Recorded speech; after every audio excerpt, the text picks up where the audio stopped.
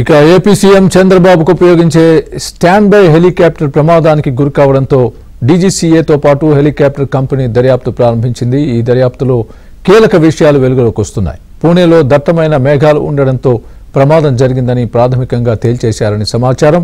అయితే పూర్తిస్థాయి నివేదిక మాత్రం ఇంకా అందలేదని ఏపీ ప్రభుత్వానికి ఉన్నతాధికారులు సమాచారం అందించారు.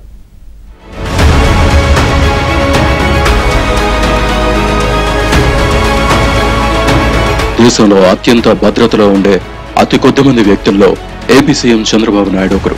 ఆయన Z+ కేటగిరీలో ఉండడమే కాకుండా నేషనల్ సెక్యూరిటీ గార్డ్స్ కవర్ లో ఉంటారు. ప్రతిపక్ష నేతగా ఉన్న సమయంలో ఆయనపై జరిగిన రాళ్ల దాడిలో ఎన్ఎస్జీ కమాండర్తో పాటు సీఎం CSOగా ఉన్న మధుబాబు గాయపడ్డారు. అధికారంలోకి వచ్చిన తర్వాత చంద్రబాబు భద్రతను పటిష్టం చేశారు. అయితే రాష్ట్ర ప్రభుత్వం ఒక హెలికాప్టర్ ను ప్రస్తుతం ఉపయోగిస్తుంది. బెల్ 412 రకం హెలికాప్టర్ కావాలని GMR ఏవియేషన్ ను ఏపీ ప్రభుత్వం సంప్రదించింది. GMR వద్ద ఈ రకం హెలికాప్టర్లు లేకపోవడంతో గ్లోబల్ వెట్రా కంపెనీని GMR ఏవియేషన్ సంప్రదించింది. దీంతో గ్లోబల్ వెట్రా నుంచి బెల్ 412 ను ప్రస్తుతం ఏపీ ప్రభుత్వానికి సమకూర్చారు.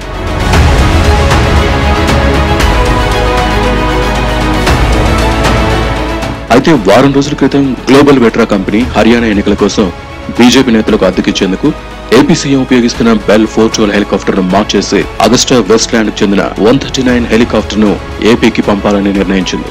సీఎం చంద్రబాబు కోసం వస్తున్న హెలికాప్టర్ 412 కాదని గుర్తించిన ఏవియేషన్ అధికారులు గ్లోబల్ వెట్రా కంపెనీని సంప్రదించగా తాము ఇప్పటికే 139 హెలికాప్టర్ ను పంపించేందుకు నిర్ణయం తీసుకున్నామని తేల్చి చెప్పారు. మరోమారు అధికారులు GMR ఏవియేషన్ ను సంప్రదించగా వారు గ్లోబల్ వెస్టా కంపెనీని సంప్రదించారు. అప్పటికే హెలికాప్టర్ ఎయిర్ బార్న్ అయిందని తెలియడంతో ఏవియేషన్ అధికారులు ప్రభుత్వానికి సమాచారం అందించారు. ఈ హెలికాప్టర్ పూణే వద్ద ప్రమాదానికి గురైంది. విషయం తెలుసుకున్న సీఎం చంద్రబాబు సెక్యూరిటీ అధికారులు GMR ఏవియేషన్ తో పాటు ఢిల్లీలోని గ్లోబల్ వెట్రా కంపెనీతో సంప్రదింపులు నిర్వహించారు. గ్లోబల్ వెస్ట్రాకు చెందిన అధికారులు హెలికాప్టర్ ఏపీకి రాలేదని, మధ్యలో ల్యాండ్ క్రాష్ అయిందంటూ సమాధానం ఇచ్చారు. దీంతో ఏపీ అధికారులు తమకు సంబంధం లేదంటూ వెల్లడించారు.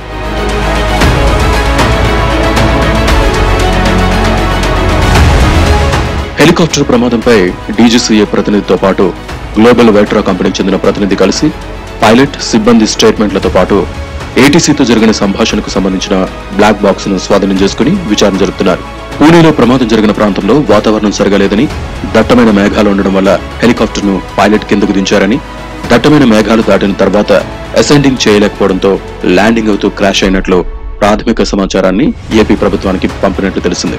ఈ నేపథ్యంలో ఏవియేషన్ అధికారులు గ్లోబల్ వెట్రా, GMR ఏవియేషన్ తో జరిగిన సంప్రదింపులను ఉన్నతాధికారులు పరిశీలిస్తున్నారు. హెలికాప్టర్ క్రాష్ వ్యవహారంలో ఎవరి లోపం ఉందో తెలుసుకునే ప్రయత్నం చేస్తున్నారు.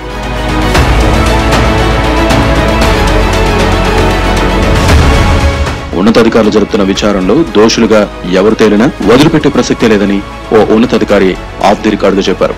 ఏపీ అధికారులు జరిపిన సంప్రదింపులు, మెయిల్స్, ఫోన్ కాల్ డేటాను సేకరిస్తున్నారు.